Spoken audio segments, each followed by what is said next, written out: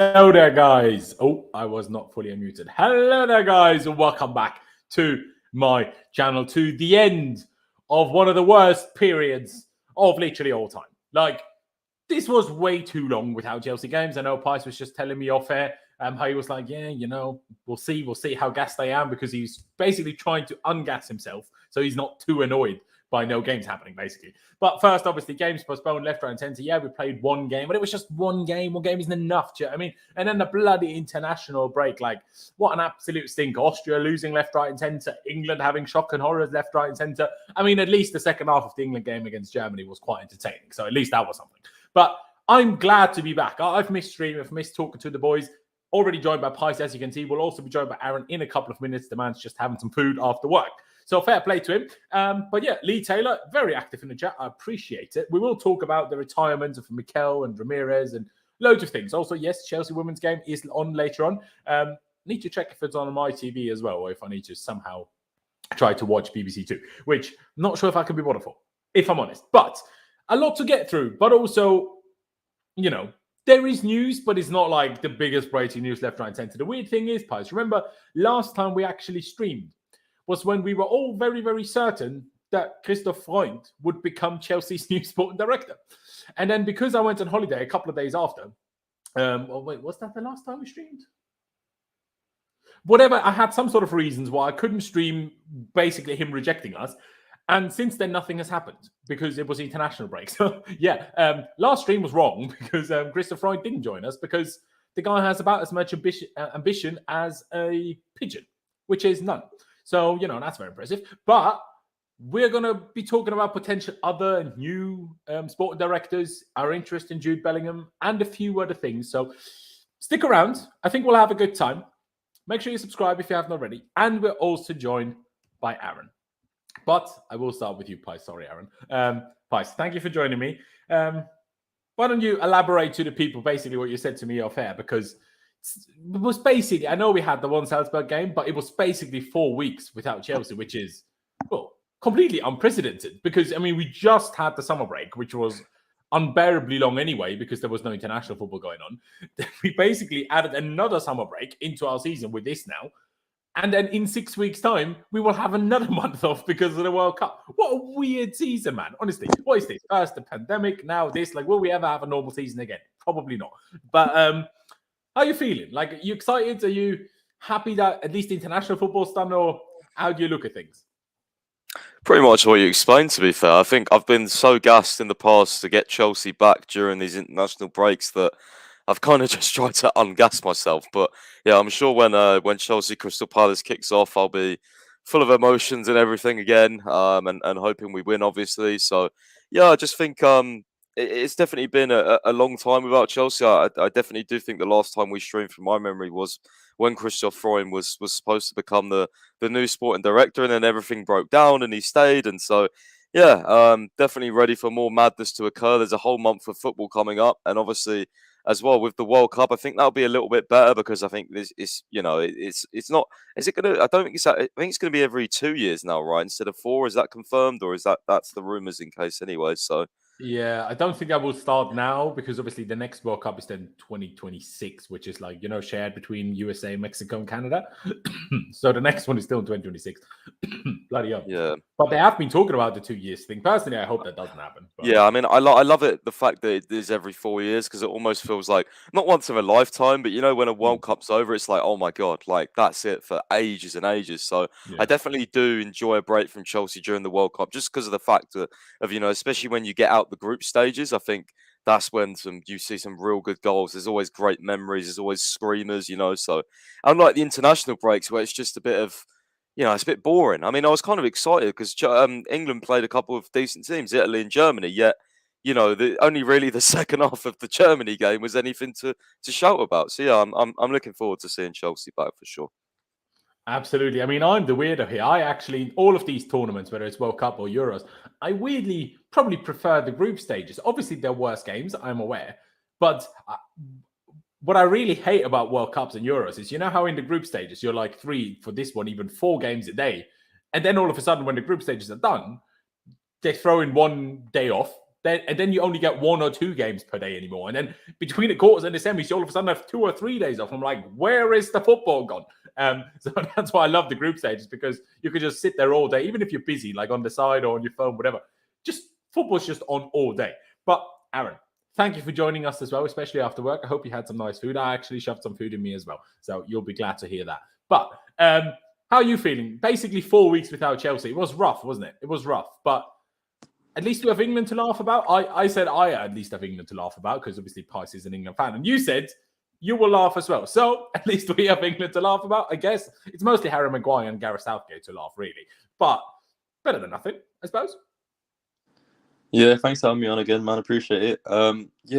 With England, it gives me a break from laughing at Chelsea this season. So it's refreshing. It's not like I'm laughing at Todd Boehly or Thomas Tuchel, so it's quite enjoyable, and especially when there's no Chelsea players involved as well, so it feels nice. But no, the break has felt a lot longer than 4 weeks. I don't know what it is. Like it's just felt like it's been forever. So I'm quite excited that it's now coming back, and we've got a whole host of games to follow. So hopefully I'll be out in Milan for the game as well, which would be great. But yeah, like I said, it's been a long old break, but it's been relatively quiet. So looking forward to it coming back and just seeing whether the break has done us any wonders, and now we can come out of the other side hopefully a lot better off than we did before it, because before it was not looking too great. So hopefully now we've had a little break, we've rested up, and the players can come back a bit more switched on and actually play some good football. Absolutely. I mean, you make a fair point there. Like, will be interesting to see what happens, because obviously we had the 2 weeks before with the Salzburg game in between. Or, well, it was 1 week but 2 weekends. Where obviously all the players were still there. But then obviously a lot of players went on international duty, but not all of them. So I really wonder whether now this first game, will these players that didn't go on international duty and were able to work with Graham Potter throughout it, whether they will have a benefit from that, and maybe those guys will get picked over some of the players that we'd probably expect to start. So that would be interesting. Maybe we've slightly jumped the gun, because as much as football is back, it's only Wednesday and we play on Saturday. So we're unfortunately not here to talk about quite a Chelsea game yet. But basically what we're going to be doing is rounding up everything that has happened. So by the time we get to Friday and do a preview for Palace, we can actually focus on Palace or the game against Palace, rather than spending the first hour of that stream on Friday talking about the news in the last 3 weeks. So that's basically what we're here to do. I mean, there's a lot to talk about. Let's just throw one thing out there. N'Golo Kante has returned to training, to full training, which is great news. Now, whether he will start on Saturday or not, different question. We don't know. Maybe Graham Potter will inform us about things on Friday. But at least it's a positive, all right? Now, what shall we start with? I think it's probably might as well start with a bit of international break stuff. Now, who qualified for this Nations League Final Four that no one really cares about? Italy did, even though not at the World Cup. Spain did, with Morata scoring an 88th minute winner against Portugal. And I don't even remember the other teams. Does anyone know which other teams? Denmark, and which is the fourth team that makes it there? Does anyone know? Was it Croatia, I think? Or might have been Croatia, I think, or the Netherlands, one of the two. Is it Croatia, actually? Not Denmark. It might be Croatia, actually. It might be Croatia and Netherlands. Yeah, because Croatia were in Austria's group, but because we got relegated, I didn't really look at the group anymore. But I don't remember the fourth group, though. Well, anyway, doesn't really matter. Does anyone care? As Kevin De Bruyne said, is it Belgium? Could be Belgium, I feel like. As Kevin De Bruyne says, the Nations League is just purely glorified friendlies. But we did have a few things to talk about. Number one, Harry Maguire being just hilarious. Even though I do feel a bit bad for the guy, because, yes, he's shit.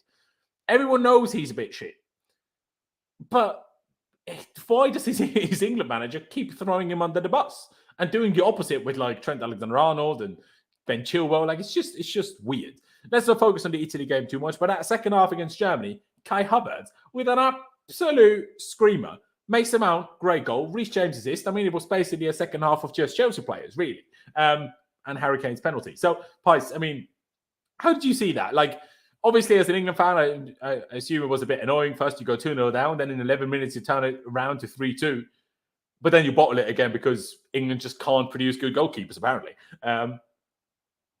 And in the end, you play 3-3. But for Chelsea, I still took this game as a big positive because I think scoring a goal like that for Kai Havertz can only do him the world of good. Obviously, got the second as well. That was just a tap in. And Mason Mount's got a good goal as well. So I personally am going to try to take the positives from that.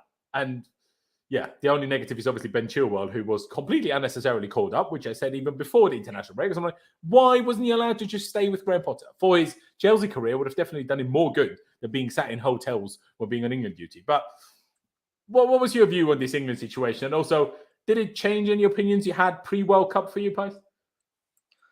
Not really, to be honest. I think I'm just always excited for the World Cup and tournaments with England just because it's England. And I think sometimes when we can get sort of when we do play well, like it's clear we can play very, very well, like we did in the Euros and stuff at certain points. So yeah, I'm looking forward to it, but not as much as I could have been, with someone else in charge. The first half of the Germany game was extremely boring, especially Germany as well. I thought they were poor. I mean, they lost to Hungary the other day, who actually finished top of the group. So they seem like a pretty underrated team in the Nations League. But yeah, the second half was good. And it actually it was more sort of, I think Germany switching how they played really that kind of made the game a little bit more open and just a little bit more sort of attacking.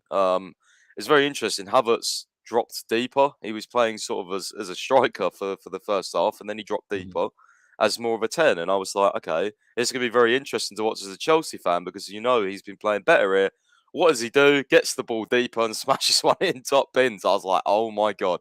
Like when that went in, I was like, right, mate, you better do that on the weekend if you play there. Because I was actually infuriated as well. Not just because I support England, but when does he ever shoot like that for Chelsea on site? He never, ever, ever, ever does it. He always passes out wide or does something. He never shoots. And I was like, the one time he shoots, he scores a screamer. So he better start shooting for us.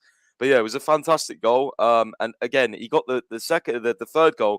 His second goal, again, Pope, I mean, I actually think he's pretty decent in the Premier League. I thought he was always good for Burnley, but he was terrible in this game, especially his distribution. Fumbles it, Havertz scores. But yeah, I think Mount definitely a positive that he scored. Hopefully that sort of, I don't know, kind of gives him some confidence, I guess, even though it's not a Chelsea. Just scoring a goal like that does hopefully give you confidence. And I read an interesting stat the other day. Apparently at this point last season, Mount still had the same goals and assists for Chelsea. So it was like 0, apparently, pretty much, or 0 and 1 or whatever. Which I'm super confused by because against Salzburg, unless these people are talking about Premier League only, because against Salzburg, none of the oppositions touched the ball of Mount's cross to Sterling. So how can that not be an assist? I'm super confused by that.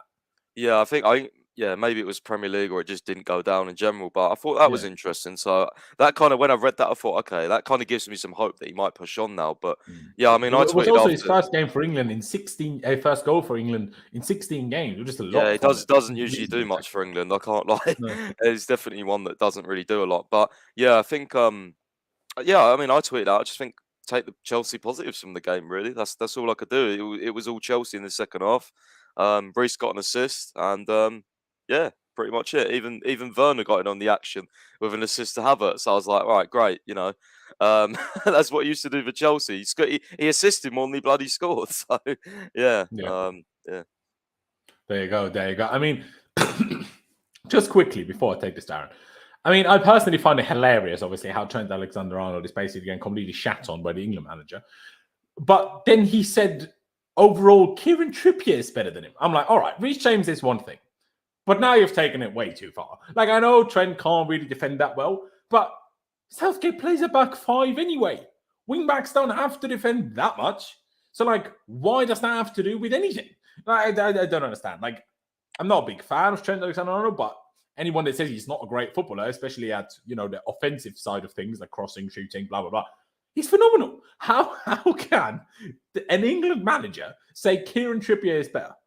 Like, that's just the most baffling thing I've ever had in my entire life. Like, that is just, what?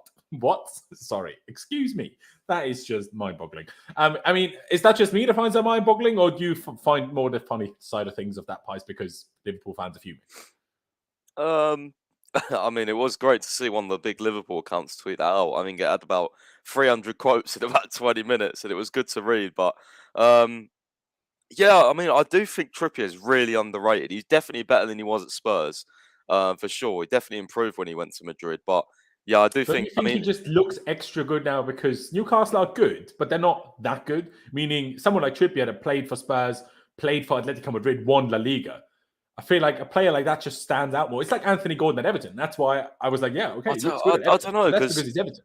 I don't know because Trippier is pretty good for England as well. Like he's had some really good games for England, so I do think he's underrated. But I'm not sure he's quite better than Trent. I mean, Trent's technical ability is just ridiculous. It's just obviously question marks over his defending. It's not even just one-on-one defending. It's like awareness, back Yeah. post. Which he could Yeah, be taught, but everything. for some reason, Klopp decides to not teach him that, and obviously Southgate doesn't know Yeah. how to. But like, you could just teach him to be better at it rather than saying he's forever shit at it. Do you know what I mean? Like 3 years ago, Reece James was nowhere near as good defensively as he is now. So like, do you know what I mean? Yeah, like I just think the interesting thing about Trippier is like he's played left wing back for England and he's actually been pretty decent there, even though he's right footed, which I think probably gives him maybe a little bit more of an edge in the squad just because he can play that position and Trent really can't. I think Southgate tried Trent in midfield and he wasn't good there. So I mean, I don't know, he just doesn't like Trent, which I don't really care, to be honest. I do care, but I don't, because obviously we've got a decent right back, but it means James starts pretty much every game, and that equals pressure and more chance of injury. So, yeah, I didn't want him to start the Germany game, to be honest, but he did, and I was like, oh, yeah, that's kind of a Chelsea schedule. That you went from bloody when did we play, Friday to Monday? I mean, Chelsea would probably play Saturday to Tuesday, so not much different. So yeah, I was a bit scared, but he did all right in the end, no injuries. Thankfully, absolutely. I mean, Cranky Bands makes a fair point. The most interesting game throughout this whole international break was most certainly the Steidten charity match. And being a content creator myself, fair play. Do you know what I mean? 2.6 million concurrent live viewers. That is mental. Over £1 million raised for charity. Fair play to them. I had a great time watching. I can't lie. Aaron, England. Exciting second half against Germany. Havertz goal, Mount goal. How do you see that? Just the positives for Chelsea, or much of an opinion on England ahead of the World Cup? I mean, I take that question to Pies after as well. You boys are English. Would you, now that there's no more preparation games before the World Cup, would you still sack Southgate and appoint Tuchel if Tuchel would accept that before the World Cup, or do you think without a preparation game it's too late now? I think with England is the expectation that you have based on the player quality is a lot higher than what we get, but it's kind of like we've come to know that England performances don't tend to be particularly great. So it didn't really come as much of a surprise to me, but the scrutiny Southgate gets is 100% deserved, because some of the decisions that he makes are honestly shocking. Like, for example, not giving Chilwell any minutes and playing Saka at left wing back when you've got two left backs, and then you bring Trippier as a left back or right back cover, but then you choose to play a winger at left back instead. It made no sense. And like not giving Tomori any minutes, bringing him along, not giving him any minutes, and knowing that you're then relegated from Tony as well. Yeah, Nations League, you're relegated, so the last game doesn't matter at all, but you don't give people like Ivan Toney or Fikayo Tomori any minutes. Harry Maguire still starts. Luke Shaw somehow still gets in the England squad. It's ridiculous. But if it was me, I would do the change and obviously bring Tuchel in for the World Cup if he was to be accepting of the job. But based off of the fact that, one, Southgate is an English manager managing England, and two, the preparation time kind of in between now and the World Cup not being that much, I can't see it happening. But I reckon it'd be a really good thing for England, because the bounce that, looking at the bounce that Chelsea got when Thomas Tuchel came in and kind of what happened there, it would be like the most fairy tale thing, the most Thomas Tuchel thing if he came into England just before a World Cup and ended up winning them the World Cup or something. So yeah, I would do that based off of just the eye test as well, just looking at the football Southgate plays and like sort of how the selections that he makes as well. I feel like Tuchel would be a lot smarter with his selections, and he knows a lot of the players from his time at Chelsea. So I feel like it'd be a very good thing. But just with England, it's just we know their performance is going to be shit anyway. It's not really anything to write home about. But yeah, just on a side note, the Simon charity match was hilarious. That iShowSpeed geezer is so funny.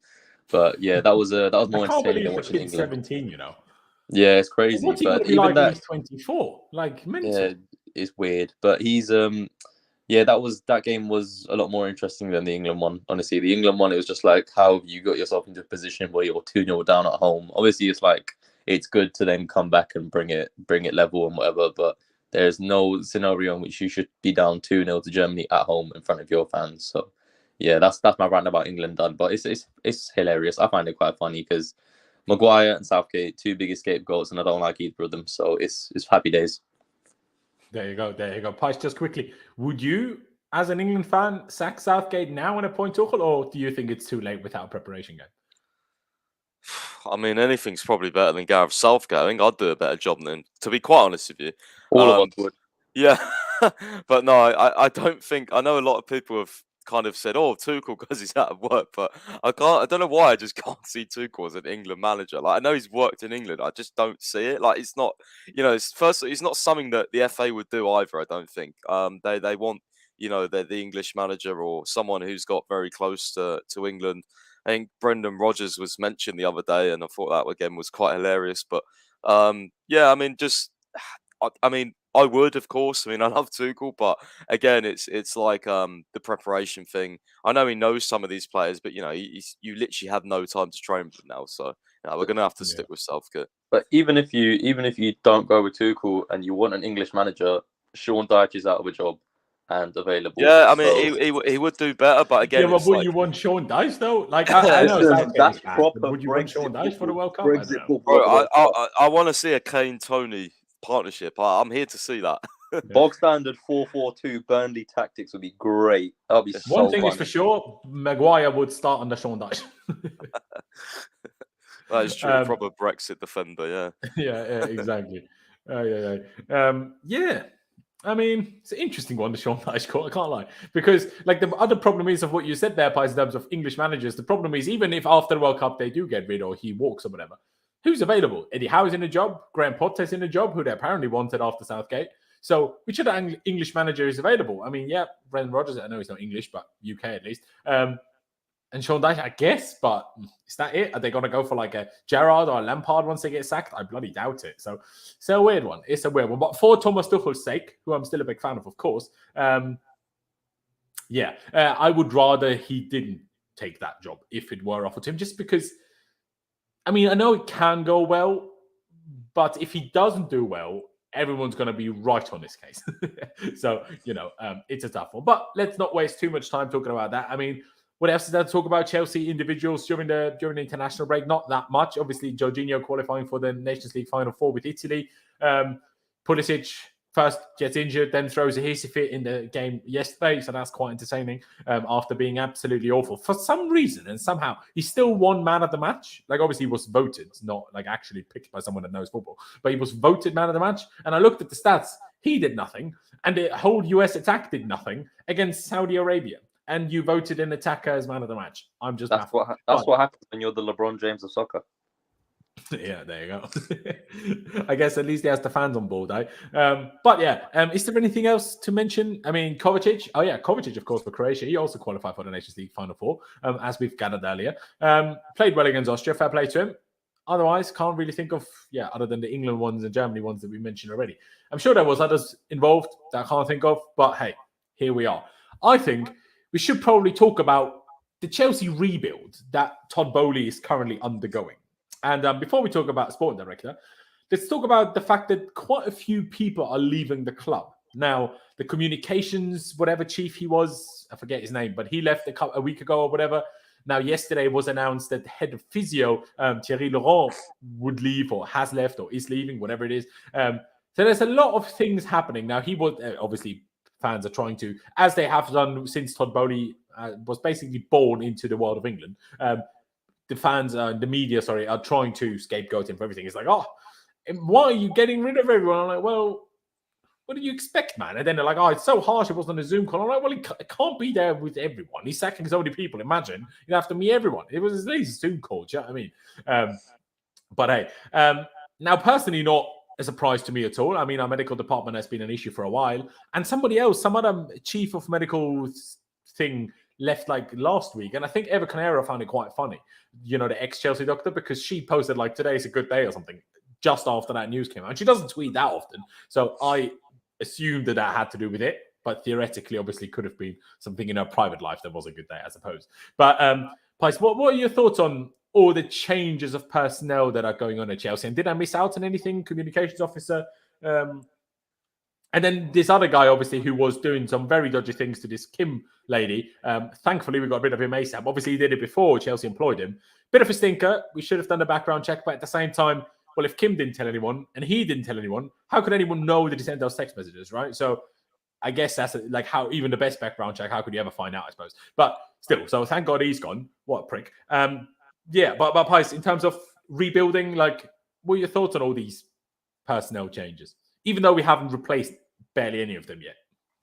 I'm not really sure, to be honest, Laurenz, because this is kind of, I mean, the communications officer, the head of physio, obviously the guy that did the dodgy stuff with Kim. I mean, obviously he deserved to go, but the other two, I'm not really sure. Like, we don't hear about these guys really, to be honest. They're just kind of like internal staff, to be quite honest with you. So I'm not sure. I mean, the head of physio has been at Chelsea, I think I read 15 years. I mean, that's a long time. I think that's why some people were upset. Long anyway, yeah. Yeah, I think that's why some people were upset that it was done over a Zoom call. Because I mean, 15 years of service just on a phone. Yeah, bye, mate. We don't need you anymore. We're getting someone else in. But yeah, I think again, it just goes to show they want their own people. They're looking at the club. They're looking at people they don't think are the right fit, I guess, and they're changing a lot of things. I have to say fair play to them, to be honest with you, in some cases, because at least they're not afraid to make changes and they're actively looking at every department of the club. Like, it's not just like they've come in, they've spent money in the transfer window and they're ignoring all the internal things, they're ignoring everything else. No, they're looking deeply. They are looking deeply at every single area of the club. And I think, you know, I guess they've just got to hope that they know they're doing the right thing and they do the right thing. Because again, you know, if you're getting rid of the head of physio, I mean, yeah, we have had a definite injury trouble, but who are you going to bring in? It's like same with sporting director, right? It's like you've got to bring in, for me, the best in class. And again, we'll talk about the sporting directors in a little bit, but you know, even in that situation, you went from what Michael Edwards, Paul Mitchell, Luis Campos, maybe, and now the other candidates we're hearing about. So I just hope that they're finding the right fit, but two, people that are actually Chelsea Football Club standard and that are here to make a mark now and not just in like 3-4 years. So I guess that's my only concern with getting rid of so many people. It's like you've got to have top class replacements there.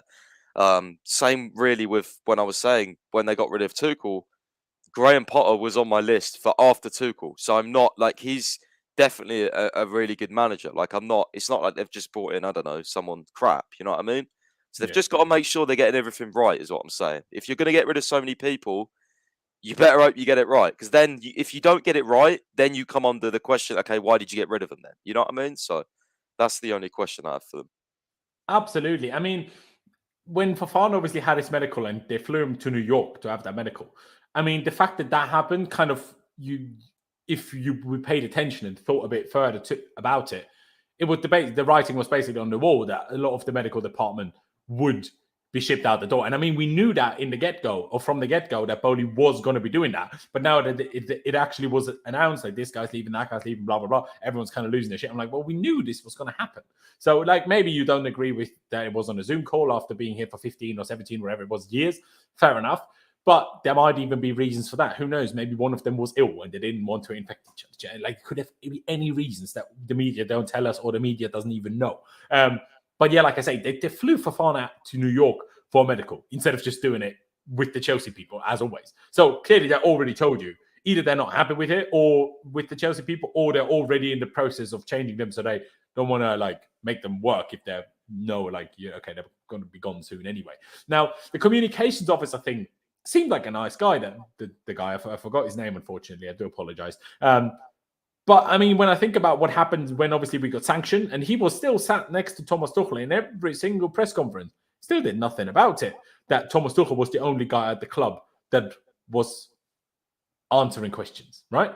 Like, you know, I mean, I'm just saying, I'm not saying that's necessarily his fault. Could have been instructions from above him as well. But if he's communications officer, or whatever the terminology of his role was, that's one of the people that, in my opinion, should have helped Tuchel out more and shouldn't have made him the spokesperson against war. Like, do you know what I mean? Like, when I think about things like that, and I think people are just, this was always going to happen. Roman changed half the personnel at the club. Maybe not as quickly, but think about Ranieri. No one was unhappy with Ranieri when he was at Chelsea. Roman got obviously got Mourinho, which is a little bit different than Graham Potter, I understand. But still, like, that's just what happens when, like, a new ownership takes over. Like, it's the same thing at big companies. If they are sold to another set of owners, there's going to be a lot of personnel changes. But Aaron, what's your thoughts on this? Like, do you think the only kind of, like Pi said, number one, make sure you get the right people. Now, with Paul Mitchell, I'm not sure if he's still not a candidate for technical director, just because he's not mentioned for sporting director at all at the moment. But we'll get to that topic in a minute as well. The only thing I'm slightly concerned about is that they're doing it maybe a little bit too quickly. That's maybe the only thing why sack the head of physio unless they have an appointment already ready, but they just haven't announced it? Like, why would you get rid of your head of physio now? Like, surely do that, if anything, do that during the World Cup or something, or at the end of the season, not as we're about to play a game on Saturday, right? You need your head of physio. But in general, do you have a problem with people being gone, basically? I don't know if it's whether like the case of I have a problem with it. I think it's obviously understandable when you come into a new ownership and you're like in a phase where they're going to start transitioning out people of old who aren't part of their regime and bringing in their people. That's bound to happen at some point, and it's not going to be everybody, but there is going to be a lot of people that they might think, oh, like, we know this person who we think is better for the job, and so we're going to get rid of you to get them. That's sort of a known thing that a lot of that is going to happen. But I think the timing is sort of strange because, albeit a lot of it isn't their fault as well in terms of when they were actually appointed to come in and all that sort of stuff. You're not going to have the time to straight away come in and not only do like a transfer window and whatever, but then have to think about all the other staff and stuff. So you're not obviously going to have the time when you initially join. But it is strange because it's like, if you're getting rid of these people, the only way getting rid of them is going to work at all is if you genuinely have replacements lined up and ready to go, because you can't then carry on a season or have play part of the season without, for example, like a head of physio, because that is a very important role within a club. So it's strange, but there has to be a method to the madness. They have to have their own people in line ready to go. I mean, yeah, I would assume that we have someone either already there or will be in the next couple of days, because just because Chelsea doesn't announce a new person, a new head of physio, doesn't mean they're not there. Do you know what I mean? Yeah, obviously, it's just going off the fact getting rid of that without having a replacement ready in the middle of the season. Do you know what I mean? Like, Boehly might be crazy, but surely he can't be that crazy.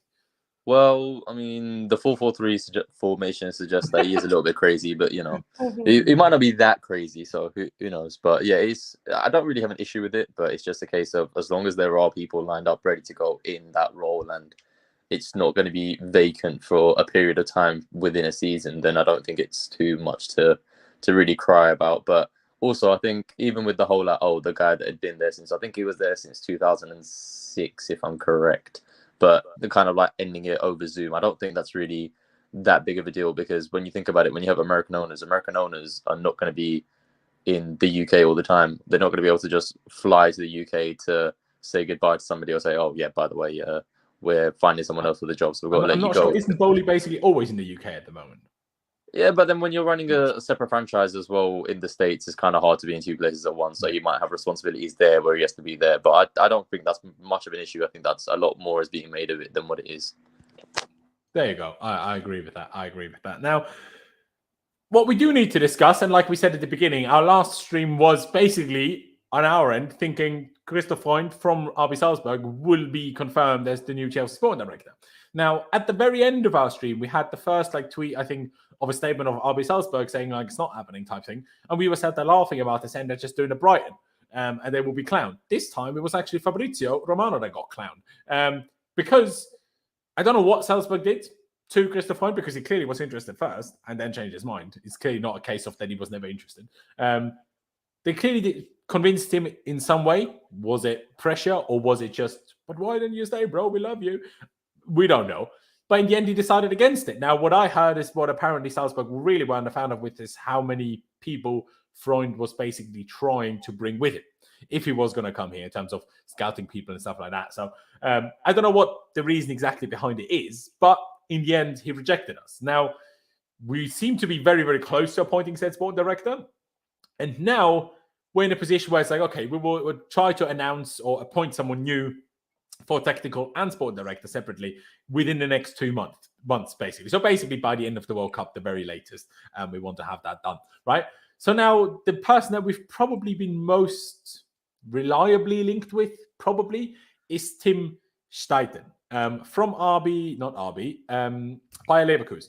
Now, it's an interesting character because not the biggest CV, but from where he has been and what he has done, actually it's done very well. Like, he used to be at Werder Bremen back in the day until 2019 and did a really good job there with obviously very limited budget and had a fair few like very good transfers on like their level, obviously.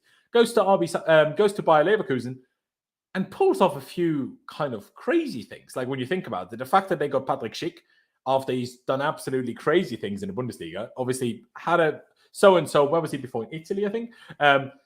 So-and-so, but then goes to the Bundesliga and absolutely smashes it. Then signs a new contract, staying at Leverkusen. This Leverkusen, they're a reasonably big team, but they're not like a superstar team. Like they managed, I think the Army might have signed a new contract as well. Like they're getting some good players. And look at their centre-backs. Like they're good centre-backs. Look at where they're from. Burkina Faso and all these kinds of countries. So there's a lot of things that go right at Bayer Leverkusen. Now, obviously, they don't do it to the level that we want it to be done at Chelsea in terms of quite at that top level. But then that's the same with Christoph Freund, right? So it's just a question of can they translate that from their level to our level. And I was even told that Red Bull, when they created their whole system, actually took quite a few things out of how Bayer Leverkusen do things. So that's interesting to say the least. I'll go with you first, Pies. Now, do you know much about him? If not, obviously that's totally fine. But do you see this as currently the most likely thing? I mean, someone says, why not the Dortmund guy? The problem is the Dortmund guy changes every 2 weeks because they have a new guy in charge of this role every other day, I swear. Except obviously Watzke, the main guy in charge, but he's a clown, so I'm not sure about that one. But do you know much about it? Do you think that would be good, or are you a case of, well, just, I don't know, just bring him in and see what happens if it's him? To be honest, I have absolutely no idea who he is. I've never heard of him before. I didn't even know he was at Leverkusen. Just didn't know him. So, yeah, I mean, I'm definitely not the best person to ask on this. Again, it's a case of, I guess, if he does come in, then yeah, I guess it's one of those where I'm going back to the point where they better make sure it's the right appointment because Chelsea's a huge club. Leverkusen are not a small club, but again, can you do it at Chelsea? Can you make signings? Can you... how are you in negotiations? You know, what type of character are you? What's your vision? What, I mean, there's so many things that go into a sporting director as well. Like, will he bring staff? I don't know, how much would he cost? Because I think I think we'd have to get him out of a contract potentially. So I think it's definitely an interesting one. Again, in the Bundesliga, they're looking at the Bundesliga. I've read up that he definitely is, again, big on data and stuff, but, yeah, I don't really know too much about him, to be quite honest with you. Yeah, that is fair. I mean, it's a similar situation as with Freund, I guess. Obviously, he has the whole Red Bull thing behind him. But if anything, Steidten being at Leverkusen does things to at least a closer level to Chelsea than RB Salzburg. I mean, RB Salzburg is in bloody Austria. They are nowhere near the size of club as Leverkusen are. So I guess in that sense, I'm not too disappointed by it. What I'm surprised about, again, is we seem to be going for all the German-speaking people for this kind of role. And we still sack the German-speaking manager, which I still find a little bit weird. Now, if he wants all these Germans, then why not keep the German? But sure. Now, what else this tweet says, before I take the whole question to Aaron, but obviously, I mean, I know I said a few things about Tim Steidten now, but that's the research I've done since this has come out. Not anything I knew before, I will be completely honest. But as the tweet also says by Pies, it's understood that Carl McCauley has made a strong impression already on staff at Chelsea, and the new sporting director will work with him. Now, Pies, I asked you, who exactly is he? And you reminded me, and I knew that already, but you reminded me, he's basically the scouting, is that the right word? Guru that obviously was with Graham Potter, I think since his Östersund days, right? Or only at Brighton. But that's interesting that, this is coming out as that he's already made such a strong impression, because with what? Because, right, if he's supposed to be good at scouting, have we spent the first 3 weeks of Graham Potter being here with him scouting? So what were they impressed by? Do you know that, Pies, Benny John? No, I'm I'm guessing is a wild guess here, but I'd probably just say um, conversations. I guess maybe his vision, Maybe. maybe he's talked to a few staff there, and I don't know. It could even just be the way he talks. I guess I don't know. Maybe he's very Could be. professional. He's only young as well. He looks young anyway, so I feel like that could maybe have an impression on some of the older staff there. The fact that he's done pretty well. He was at Swansea and then I think he went to Brighton. I'm not sure if he's. I don't think he was there since Osterson days. I may be wrong, Right. but I don't think so. But yeah, I'm guessing probably just talks. I doubt I doubt we would have done much scouting already. But I mean, maybe they seem to be preparing early with the sporting director for the January window. So potentially there has been definitely scouting for January. Maybe. Absolutely. I think the main thing that's been said about him that I read is just because he's been working with Potter for a good while now, is that he just knows which players suit Potter. So I guess that just makes the whole or the system or the way Potter likes to play, right? So I think maybe the idea, well, the positive thing about this is you don't need the, you know how we had with Thomas Tuchel, we were like, oh, do you want Kunde? And he's like, kind of, maybe not. The idea is obviously that McCauley wouldn't even go for a player that he knows Potter wouldn't like, because otherwise he wouldn't go for him. Do you know what I mean? So I guess that's always a positive when those two people that make those types of decisions have worked together for a while, because then they know each other. Then it basically stops another thing that just wastes time, right? Because it stops another unnecessary layer of communication, which you don't need as much, I guess. So that can be a positive, but I guess only time will tell how good that will be or not. But Aaron, I assume you haven't heard of Tim Steidten before, but in general, I mean, we've gone from the guy at RB Salzburg to the guy at Bayer Leverkusen, so I guess that's a step up in terms of level of club.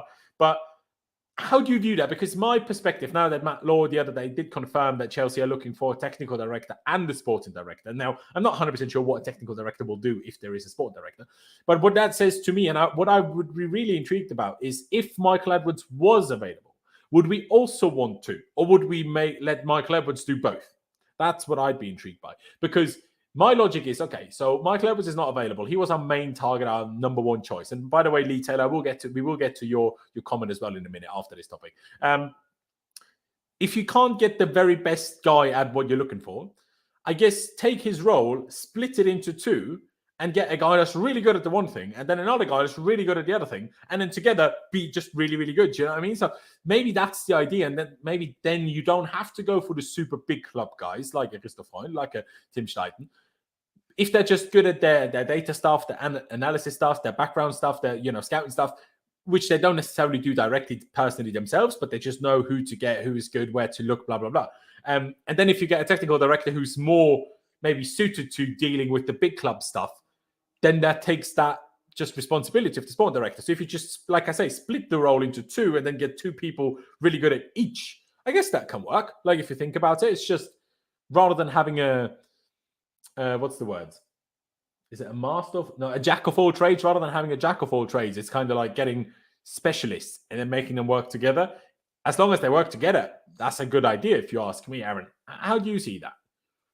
I mean, yeah, 100%. I completely get what you're saying. The only thing I would say with that is when you have one person, you're seeing one person's ideas and vision. But when you have two, you then have two different perspectives where they can clash. And the saying too many cooks spoil the broth applies, because if you have, say, for example, instead of having the one person, you then have two, but the two have varying opinions on things and they have different visions and they want to look at different options, and it just becomes a bit of a clash. Then it's obviously not exactly going to do work wonders for you in the way you hope it would. But if it's a scenario where you get two people in who actually understand each other, can work together and produce the best, then it's obviously going to make sense for you. But just back to that geezer on the screen. I've never heard of him before, I'll be so honest with you.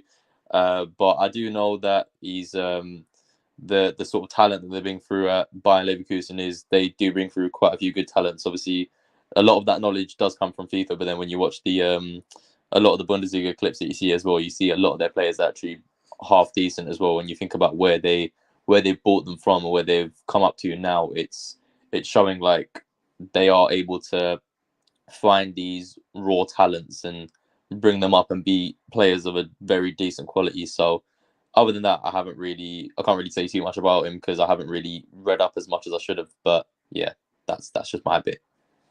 Fair dues, fair dues. I mean, Pies, basically what I started this question to Aaron about.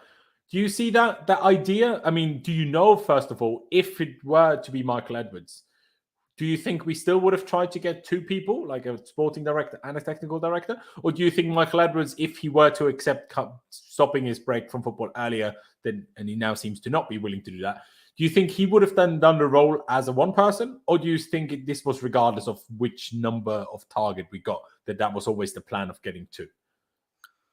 I don't know if it was always the plan of getting two, but I feel like even if we did get Edwards, maybe they would have looked at two, because I think what I've read lately is that the technical director they want is more someone that was kind of like what Czech did in terms of like running Cobham and kind of like being a link between, I guess, the players and the manager kind of thing. So again, that's really weird that someone like Paul Mitchell would be linked with that sort of role, because I think he is much more than that. No offense to Petr Cech or anyone, but I think he's much more than just a be around Cobham sort of guy. You know what I mean? So no, I do think we'll get two. I think that would have been the case with Edwards anyway, and the sporting director will be more of a, well, pretty much do everything, pretty much the transfers, the contracts.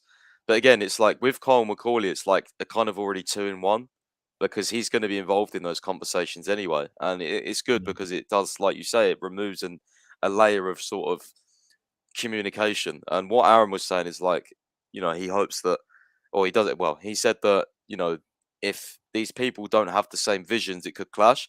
See, I don't think that will happen at all. I feel like they're deliberately going to go with people that they know won't clash with each other, if possible. Obviously, there's always going to be moments where they might disagree on something. There's always going to be like things that aren't visible at the start that could become problems later on in their working relationship. But as of now, yeah. But I just don't think that. Well, that's why I feel like, even though we got those Luis Campos links, like, he's a very strict character and he does like to do his things the own way. So I was a bit sort of like, really?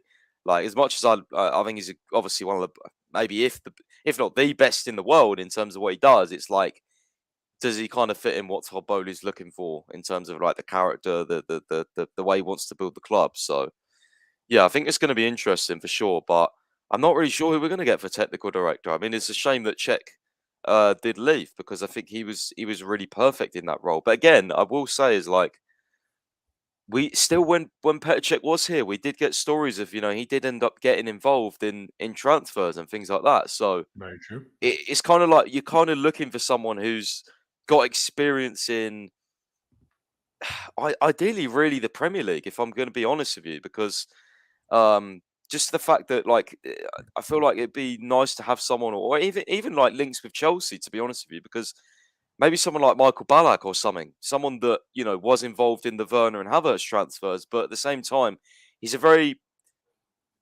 a figure close to Chelsea. He'll resonate with these players. And especially if we're getting all these Germans in, Ballack, most of these players who knows English culture, football culture. Exactly. Like you need that kind of mixture, is what I'm trying to say, of kind of Chelsea almost, and also easy to speak to, I guess. I mean, I don't know too much about Ballack, but he kind of seems that character. So yeah, I think he would be a great option if we do go down that route. And I know there definitely have been links with sort of, they're looking at sort of other players as well for certain roles. So yeah, that would be interesting. Well, I'm not sure how many people have online really talked about this, but what I found very interesting is that a few weeks ago, the report came out that John Terry has basically changed his mind, decided, okay, I won't be a manager, and has basically started to take courses to basically go into the direction of owning a club, leading a club, sport director, technical director, that type of thing. Now, I don't think we would directly straight away go for John Terry, but the fact that he decided to do that makes me think even more that he's trying to somehow find a way into being working at Chelsea, because he's now, even if he does become a manager, number one, would he ever get picked? Who knows? But as you saw with Lampard, he's like, do I want that? Then I'm there for like a year, maybe a year and a half. Obviously, new ownership now, so things could be very different. But then if it doesn't end well, then everyone hates on me. And that's the last thing John Terry wants from a Chelsea fan base, right? So maybe that's something on the cards in the future. It's just I still would love to know why Petr Cech decided to leave, because Petr Cech was apparently asked to stay by Todd Boehly and he just decided not to. So I will always find that very, very intriguing why he decided to leave. Now, Lee Taylor in the comments earlier asked a question, what happened to Pete de Visser? Not sure if that's quite how you pronounce his name, but he's a very, well, quite frankly, old scout who, well, had a very good relationship with Roman Abramovich. He's a friend of Roman Abramovich. I think that was even a statement from Peter Visser of Visser when obviously all the sanctions happened, how he released like a statement how great Roman was to him, saving his life, I think, on one occasion. I don't know how, but he had some sort of health concern and somehow Roman sorted him out. But yeah, so he's a scout. He's like an icon of scouts in football. Like I had heard his name many years ago, long before I ever knew that he had anything to do with Chelsea. And he's 88 years old. And according to what he said himself on Dutch television, will go back to Chelsea soon to report on some players that he has scouted. I don't do it on my own. I always have a big network around me. And then he continues. Let me just read that one as well. I want to see the technique. I want to see the vision. And even if I like him, I don't want to look at his data only. I also want to go and watch the player at his club at training. That's very interesting because everything else we've been hearing since Todd Boehly's taken over, data here, data there, data everywhere. And that guy says, I don't want to look at his data only. So, Pice, I'll start with you again. I mean, I think it's very, number one, good that a guy that's, been a long-term friend of Roman and been involved with Chelsea for a long time, that not all of them are leaving, not all of them are going away. Some of them are in some capacity sticking around. I mean, the guy's 88. He's not going to work 40 hours a week, is he? But still, in just that fact in general, I do like. He's also obviously had a very good track record to a certain extent. But if you're 88, I'm sure he has many great scouting, highlights. And I'm sure he also has some bad scouting highlights when he had a bit of a stinker. But do you have much of a thought on this, seemingly just because we were asked in the chat, Pice? Yeah, I think it's very good, to be honest. I mean, as you say, his track record is amazing. I've read. Bought R9 Ronaldo to PSV, so if that's anything to go by, yeah, I mean, it definitely. I think he was definitely involved in De Bruyne as well and Lukaku, bringing them to Chelsea. There's a picture of him years ago with both of them at the Cobham training ground, and I mean, it's very impressive that he's still doing it. To be fair, I know he said he's got a network around him, but yeah, he said on Dutch television. A few of my followers helped me out with the translation that he's still doing it. He still works for one of the big Premier League clubs, and then the Dutch guy kind of who was kind of pressing him about it kind of revealed it was Chelsea. So yeah, it's definitely still Chelsea. And then he said he's going to go and report to Cobham, as you said. So very interesting. Young talents as well, by the way. I forgot to add that in there, but it was young talents, not just any players. So very, very interesting to see who he's got cooked up for us.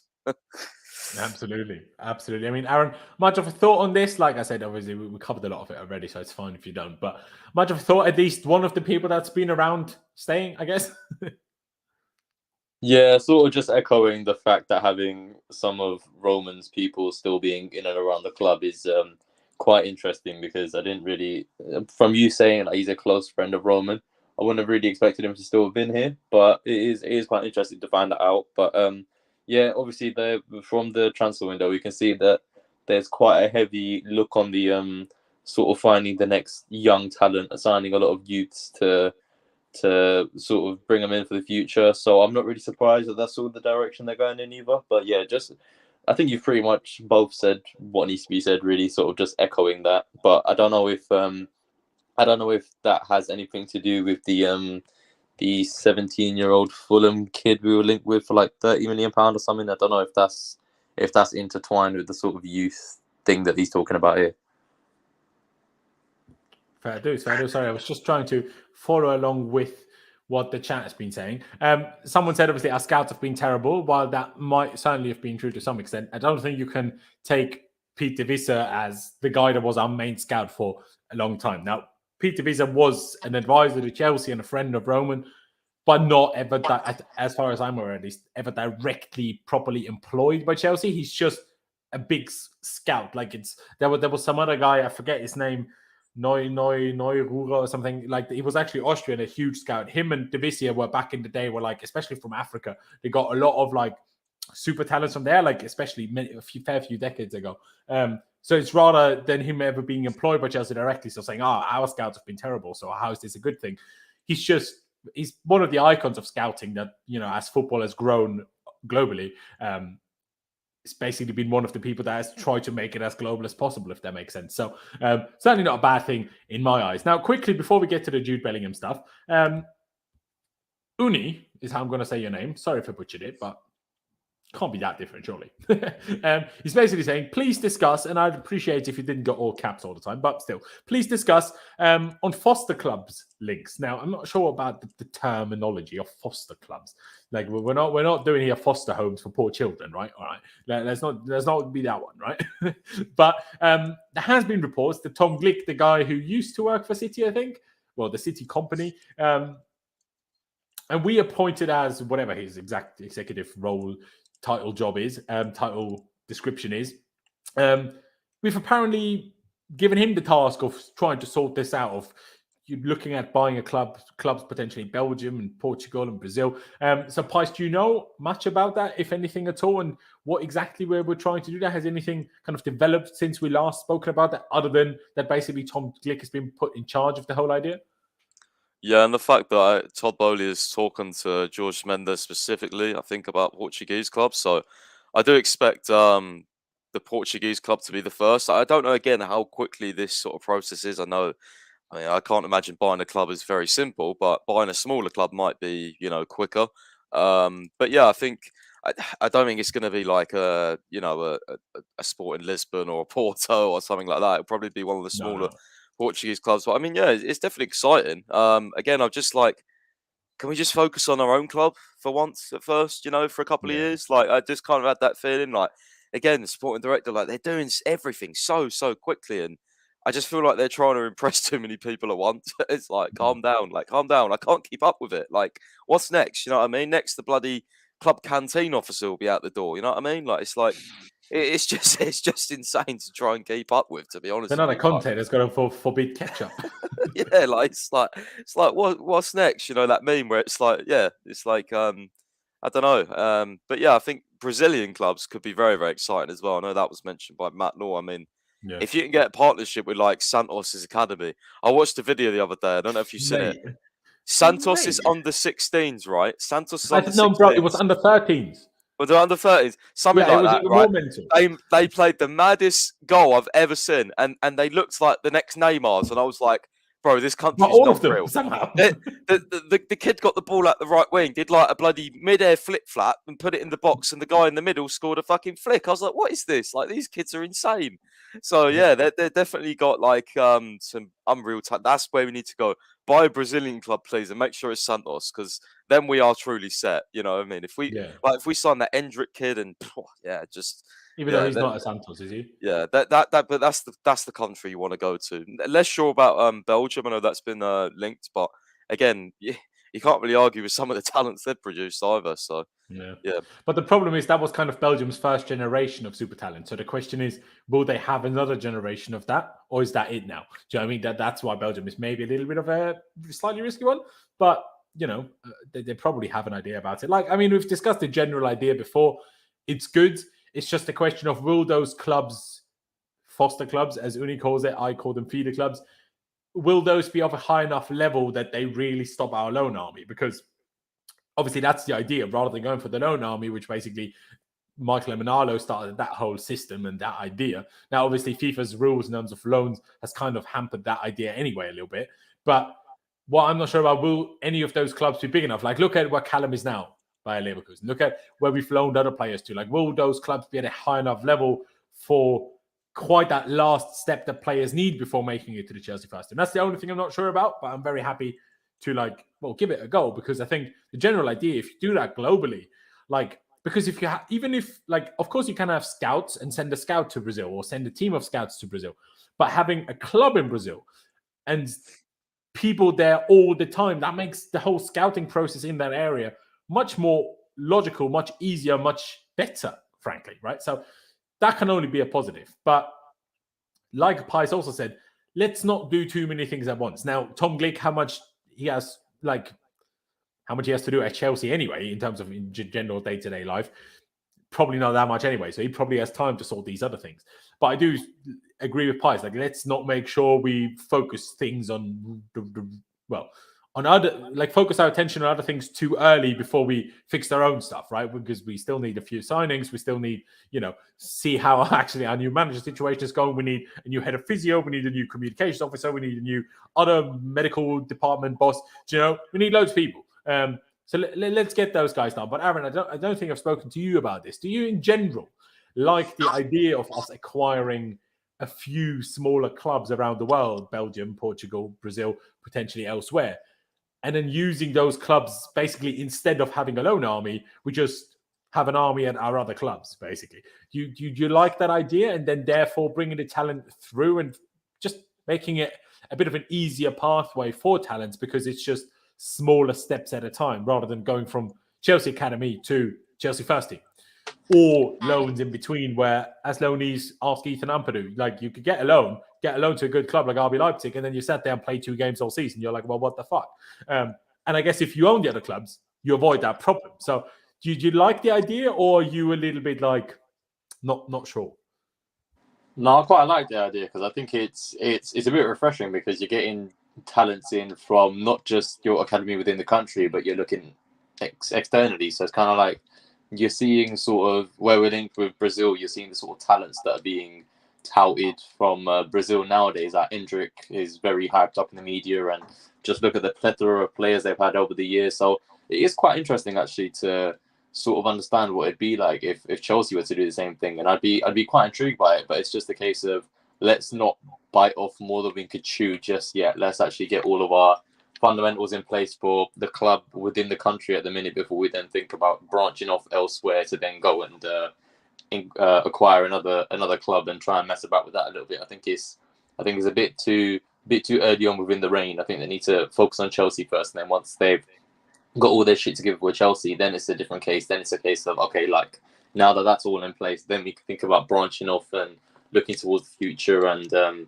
say, for example, if they buy a club in like Brazil or Belgium, as said, and there's like a huge talent that's produced from there, being under the same ownership, Chelsea will be able to go and acquire that player straight away. So it's interesting. It's sort of the same dynamic that the City Group are taking, where they've got a whole host of clubs in loads of different countries and whatever, and they're actually able to have all of these different talents coming through, and then they can pretty much take their pick from them, whoever they want, and just bring them into City itself. So it works out in the long term as quite a clever thing to do, but it just depends on whether we can actually get all of the stuff with Chelsea sorted first before we then think about going off to another club. Absolutely. Now, let's get to the last couple of topics. And I think the one thing before we talk about Jude Bellingham is that I might want to talk about is obviously we know that we had a behind closed doors friendly against Brighton, which we won 2-1 with goals from Chukwuemeka, but as a sub in the second half. But what we didn't know until today is that in this game we played a back 4 rather than a back 3, which we did against Salzburg, of course, under Graham Potter. And that back 4 consisted of 2 centre-backs, Koulibaly and Fofana, which makes sense, mind you, just as a reminder to people in that game against Brighton behind closed doors. No one that played against Salzburg was involved, so that's partly what I'm going to get to, but still. So there's 2 centre-backs, Koulibaly and Fofana, who of course didn't play against Salzburg. Left back was Chilwell, so far it makes all the sense in the world, right? Guess who was right back? Loftus-Cheek. not right wing back, no. He played right back in a back 4, and like I tweeted earlier, I was like, the guy's played 6 positions in 2022. He's played second striker under Potter now for 20 minutes in the last game. Played right wing back, played centre mid, played DM, single 6 and in the double. And he played centre back in that one cup game under Tuchel earlier in the year, right? And it's mental. I must have forgotten some because I came to 5, but it was 6 when I counted earlier, so I've forgotten something. But still, like crazy. But obviously, there's a bit of an explanation for it because obviously, because we played a back 3 against Salzburg, Aspie was involved, and of course, Reece James was involved, meaning neither of those did play. And in a back 4, those 2 are right back options. So that's why we needed to look at someone else for the right back option. But it was Loftus-Cheek still for this game. I would love to know how it went, but intriguing to say the least. And also, to say another thing, I mean, Trevor Chalobah played that game as a DM. Now, I'm not sure if he played the whole game there. He started the game there, I think, with Zakaria and... Who was the other 8? Zakaria and... that started post, do you remember? Gallagher. Gallagher, there you go. With Chalobah as the DM, which I found interesting and proves me right to people that have been saying, oh, Zakaria is a DM. Well, no, he's not. He isn't. And people think, oh, I did that at Gladbach. Well, Thomas Tuchel didn't think so. Juve didn't think so. And bloody Graham Potter don't think so. The guy's not a DM, man. He's not. Like the guy in every interview says, I'm an attacking player. I want to run forward. I want space. I'm like, I mean, you want space and you came to the Premier League. All right, mate. So I'm not sure how many brain cells he's got. But I hope it works out, but not as a DM, seemingly. But thoughts on that, Pice? Like Loftus-Cheek, a right back, Chalobah, a DM. What do you really think about those? Not really sure, to be honest. I mean, it was only a behind the closed doors game, so I don't know how much we can take from it, considering a lot of players weren't there. But definitely, Loftus-Cheek right back was definitely interesting. Although, I was quickly shuttered off by Alex Goldberg, who said, "Well, Aspi weren't there, James weren't there, Rankin had a academy game," and I was like, "Well, shouldn't Chalobah be more suitable there?" And he was like, "Yeah, but he made midfield." And I was like, "Yeah, well, that's my point. Like, should he be playing midfield over Loftus-Cheek?" But I guess he did play DM, Chalobah, which, I mean, I don't know, because Ruben's played there, but I guess Potter was trying something different. Still So weird though. Like, yeah, I mean, could you I not put haven't seen enough of literally? Zakaria, but I most certainly play Ruben as an 8 over Zakaria. Yeah, Like, it was definitely interesting to say the least. But I know this about Graham Potter anyway. Like, he has put some players in sort of positions that you wouldn't expect. So maybe we do see that throughout the season. He's definitely done that at Brighton and Ostersund. So yeah, be interesting to see what ideas he has got. Again, I was trying to think, like, how much do I make of the fact that we did play a 4-3-3? Like, is that something that he's working on, or is it just because of the personnel we had? Because again, I think Tuchel played a four at the back sometimes, and then after the game he said, "Well, it's just because we didn't have these players." So it's like, well, is Potter going to be more of a four at the back manager, or is he I going think to he had stick with the plenty of three? players, right, for a normal back three if you wanted to, because Ruben's more suited to right wing back anyway. Chilwell's more suited to left wing back, so you have your wing backs covered. I was more thinking about that game where was it Spurs at home where he played like four centre backs or something, left back. He played like a No, four Palace away something. because Was it Reece Palace? was Yeah. injured, Chile was injured, and Aspi And was I injured. know everyone was like, "Oh, great! That means Chilwell and Thingy will come back. We'll play a back four." And he was like, "Well, no, we just didn't have players." I was like, "Okay." So yeah, I don't know how much to take from it. Basically, is my answer because Yeah. but we did win 2-1, so I guess that's decent. And also, I don't know what team Brighton played either. So again, that's another big thing. Well, they probably played one of their best teams, I would assume, because they didn't have a midweek game that week, did they? So, and obviously their game was also postponed like ours was. So they had even less reason to not play players, I would assume, but I could, of course, be wrong. And I think at the time they still had Adam Lallana as player manager, to make of that what you will. Now, I agree with you, especially on the Ruben one at right back. That is mostly a situation because of Reece James and Aspie both not being available. Could theoretically, of course, be a bit of a back four thing, like obviously Thomas Tuchel did when it like shifted between back three and back four. Of course, could be that theoretically, maybe Ruben pushed up and then added another man into midfield somewhere, or pushed up as kind of a right wing back, and then Chalobah, who obviously played as a DM, dropped in to almost form a back three. So, maybe it was also like, okay, officially it was a back forward because we didn't see the game. We don't know what intricacies that might have included, right? But I do still think that the Chalobah DM thing is still a bit more of a relevant thing to talk about because of what you said. Now, we had Ruben. Now, of course, Jorginho wasn't available, but Zakaria now at least played it at Gladbach, so at least had some sort of experience of doing it. So you could have played someone else there. And you could have also then played a back three if you didn't put Chalobah in midfield, because then you could have played Koulibaly, Fofana, and Chalobah as a back three, right? Just plain and simply. But he did put Chalobah in midfield. And I want to quickly talk about that. I'll take it to you, Aaron. What do you think about that? Now, obviously, he's done it under Tuchel a couple of times. Once away at Watford, was it? And once away at Wolves. In either occasion, it didn't quite work. On both occasions, Chalobah also got injured, which is very unfortunate for him. But yeah, I'm not so sure because Chalobah has a lot of strengths. He's decent with the ball. I couldn't decide between decent and reasonable. But he's strong, he's quick, he's good at those things. But do I trust him under pressure with quick, short passing to get us out of pressure?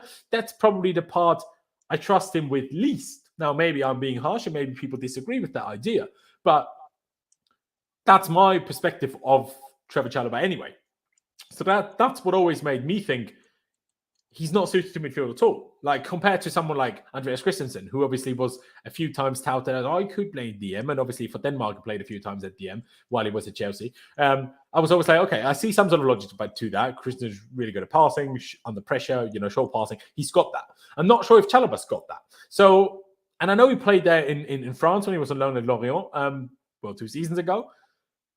But still, I find that, I don't know, I'm not sure if I'm the biggest advocate of it, Aaron. Are you? Or do you also find it a bit weird? I don't know if this is like a hot take, but I've never been fully convinced by Chalobah, even as a centre-back, let alone as a defensive midfielder. Whenever I've seen him at defensive midfield, I've never liked the look of it because he looks like you wouldn't expect him to be, but he just seems like very stiff and he's not as suited to that sort of role. And even at centre-back, Bakayoko when he had a bad day.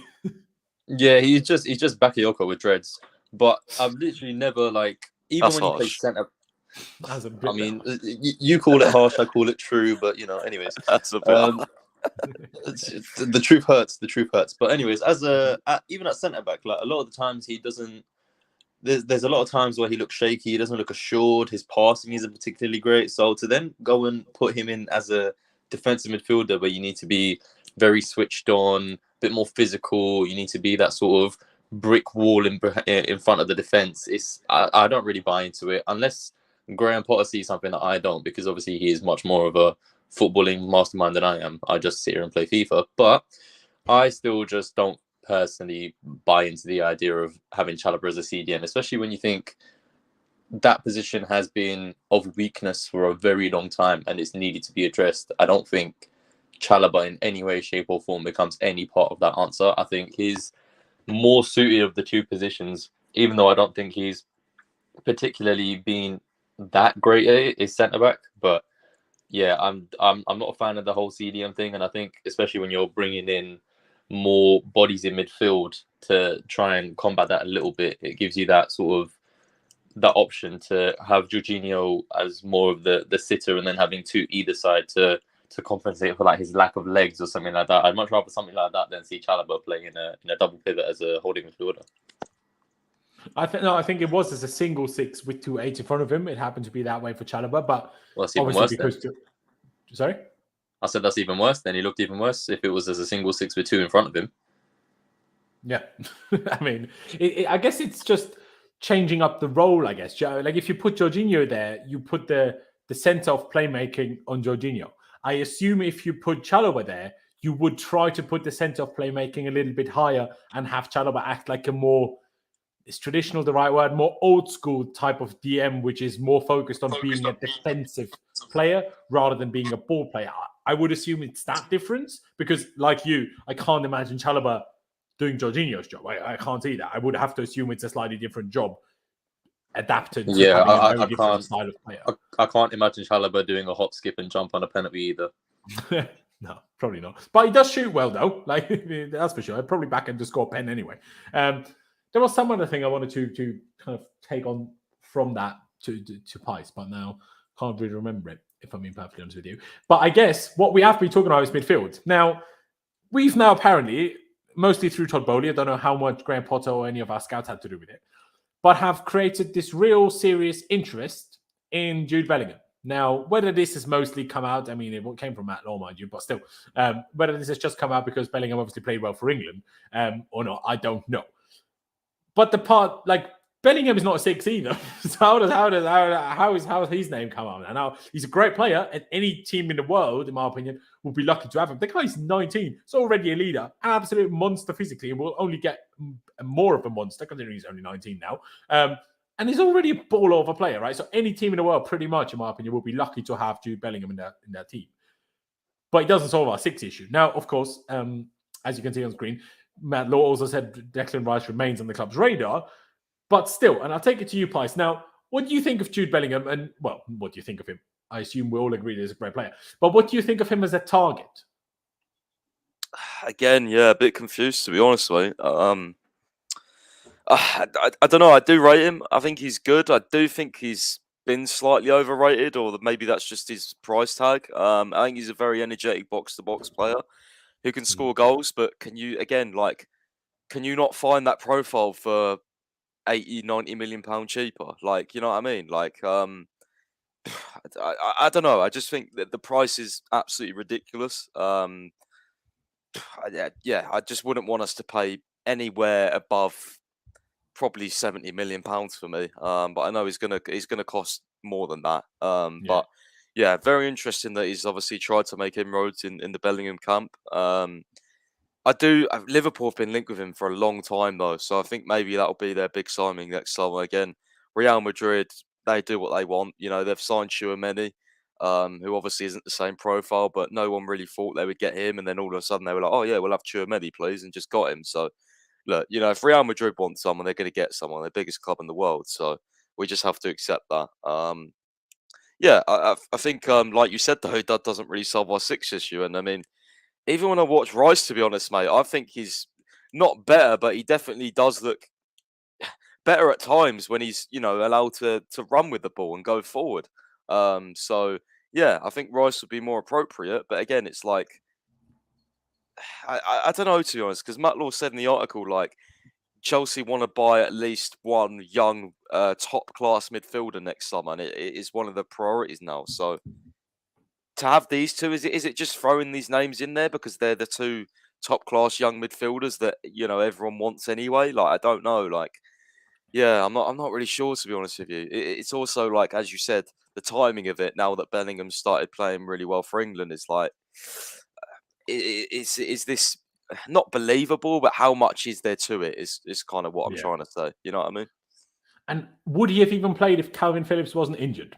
Because Gareth Southgate, knowing him, probably not. Yeah, I don't think you so. know what I mean? So it's like, I mean, I'm not sure if I agree with you on the price thing, because I'm like, if Declan Rice might be more needed for us, but is Declan Rice better than Jude Bellingham? And does he have a higher ceiling than Jude Bellingham? No chance in my books. No chance. Jude Bellingham is significantly better in my eyes. So if Declan Rice goes for like 100 upwards, then Jude Bellingham should also go for 100 upwards. So I wouldn't have the biggest problem paying a lot of money for him. But just like you say, is that what we need? Is that what we should be focusing our resources and attention on?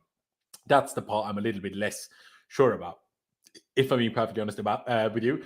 The one thing, the whole Real Madrid thing, I think to English-born players, applies a little bit differently. I think for them, this is what that is basically the Liverpools and mainly even Man United. Potentially because Bellingham is so young. Maybe even a Chelsea is in there because, like I say, he's 19, right? It's now 2022. So he was born in 2003.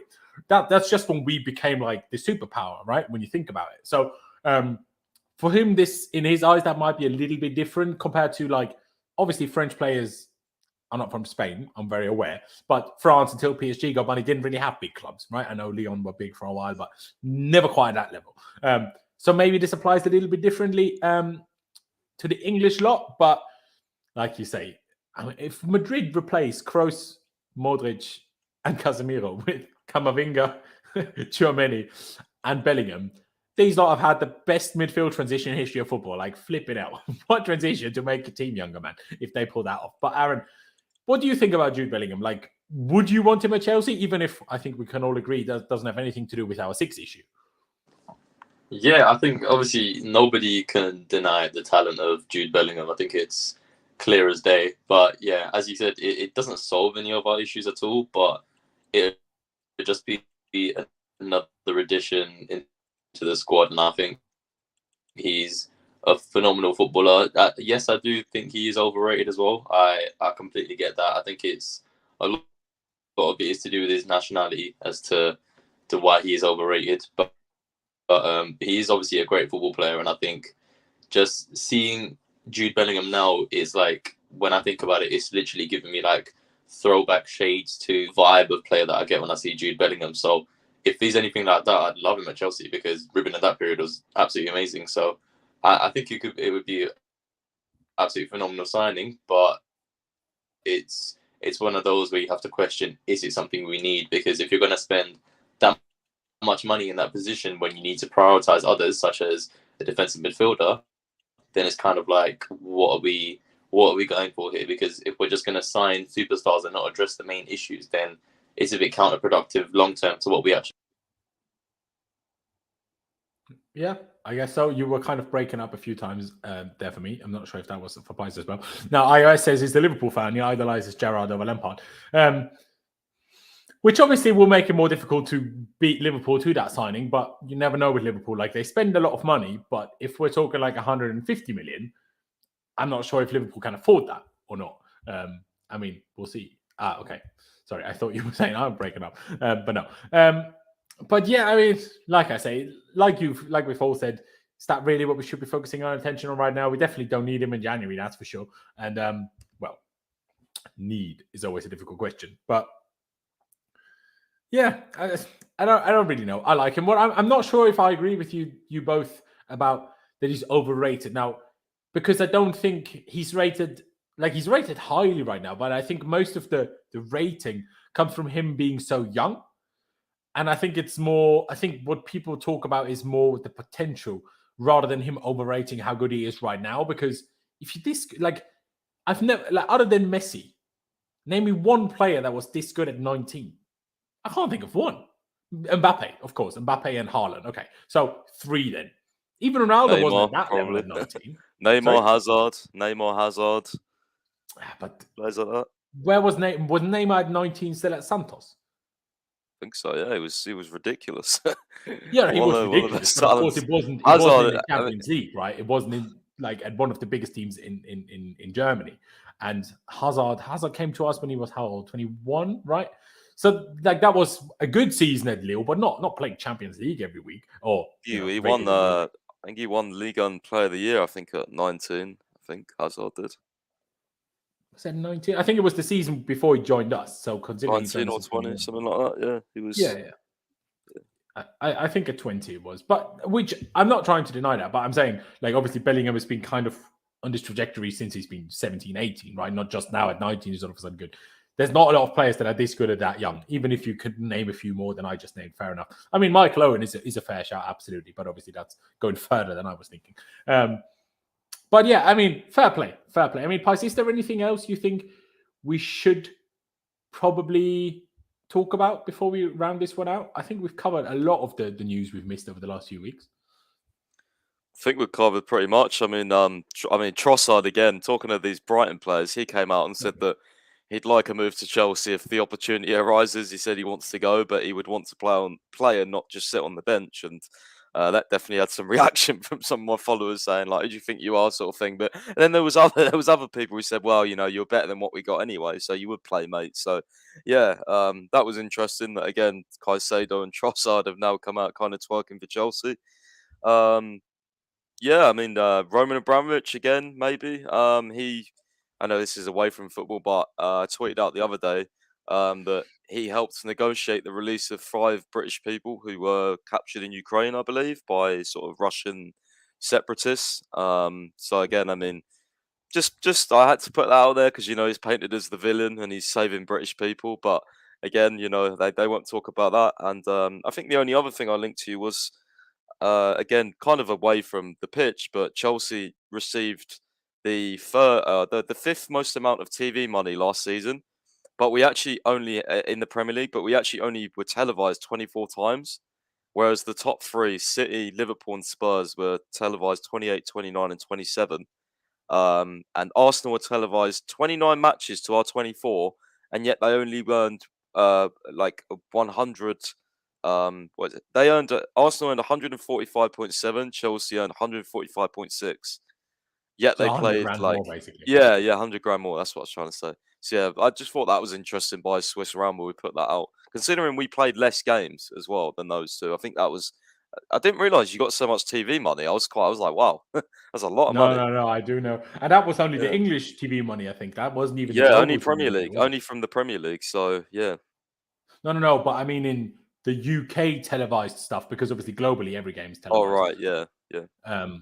So I think that's probably, but yeah, I don't know. It's a weird one, because how can we get basically the same money if we play 5 times less or on TV?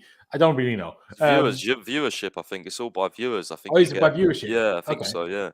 So Okay, I mean, okay. United in the mud as well, because they were they were obviously behind us. They were 6th and they played 4 more matches and earned less money. So I think we did pretty well last season. I don't really know how, but yeah, that's what it is.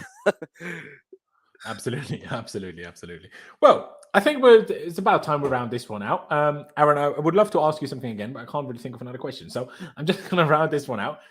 Biggest positive at the end of this international duty before we do a preview, of course, on Friday. As far as I'm aware, no Chelsea players got injured this international break. Now, I hope I didn't jinx anything and there's an injury that I'm not aware of.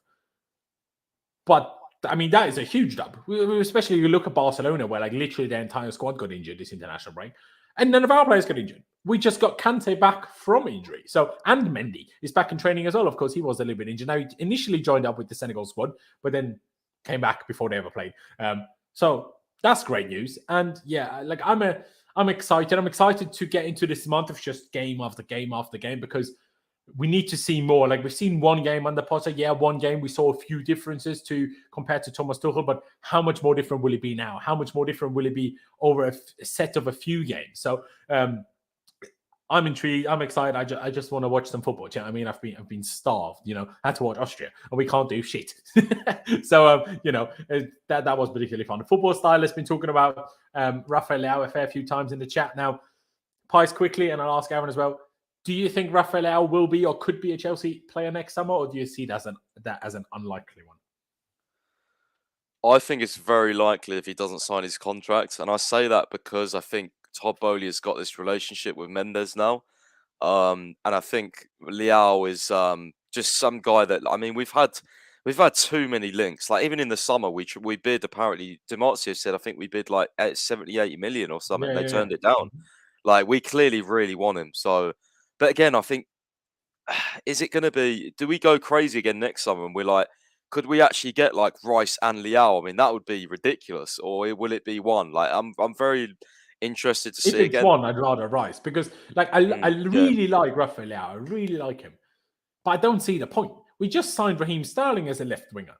I mean, I know we can put Sterling on the right. I'm very aware, but it just seems like, like why aim for another left wing when that's just the position we've just signed a player in? Do you know what I mean? Yeah, that is true. I guess obviously, like you said, Sterling can play right wing very well. It's just obviously Yeah. Sterling is obviously more of a goal threat on the left hand side, especially running into the box. Whereas Leao's I mean, not to say Sterling isn't a get on the ball and run player, he definitely is, but Leao is definitely more of that in my opinion from what I've seen. Sterling likes making runs, Yeah. off the ball more than Leao.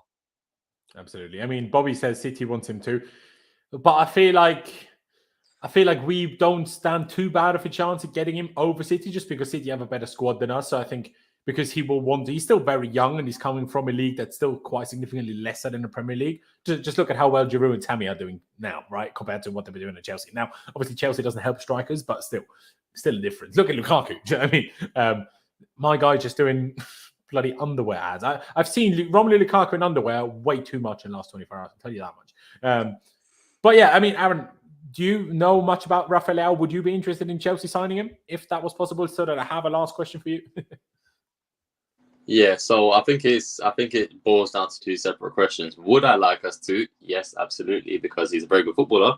But given the fact that there's the Rice links, the Bellingham links, all that sort of thing, when you think about the amount of money each deal would command, it's a case of which do you see Chelsea going for more? Is it Rafael Leao, or is it like Declan Rice, or is it Jude Bellingham? Because if you're a fan, you'd think, okay, yeah, probably going to be Declan Rice, because we need a defensive mid. We've been linked to him for a long time. But then there's also these Jude Bellingham links coming out, and obviously very heavily linked to Rafael Leao last window. So ultimately, I think it's just a case of no one's 100% sure. It's going to be a wait and see sort of thing. But I would definitely be interested in having him. I think he's a great player, offers a lot to the team. But do I see it happening is another thing, purely because of the other links. I think I would like it, but we just have to wait and see. Fair dues. I mean, Offense has said a few times about talking about Edson Alvarez, who we have, of course, been linked with in the summer and again for January. Now, at least that puts us in a position where we have 6 months to kind of see how good is Edson Alvarez, and do we then still need Rice, depending on what kind of money West Ham ask, right? So I guess if we sign Alvarez and he's absolutely incredible, maybe then we just won't sign Rice and then instead focus the resources on Leao and Bellingham, or one of which. Who knows? Who knows? But yeah, I think, ladies and gentlemen, we're going to round this one out. Obviously, news had to be covered, but we're all excited, I think, to get back into actually watching Chelsea play football. Also, what my content is mostly about, what I care mostly about, if I'm honest. But yeah, so ladies and gentlemen, if you're still here, appreciate you very much. So if you haven't already, please be sure to subscribe. That'd be massively appreciated. We're on the road to 20,000 subscribers. Smash the like button on your way out as well. Just one click of a button, doesn't cost you any money and barely cost you any time. So that'd be massively appreciated. Please do check out Pice's website, chelseafc365.com. Link is down in the description, as well as his Twitter. And please also do follow Aaron, even though he doesn't use his Twitter, but maybe if you all follow him, then he will. Who knows? But yeah, ladies and gentlemen, thank you guys for watching. Appreciate you all. Up to Chelsea, upwards and onwards. Let's get some games going again on the weekend, and we'll see you next time.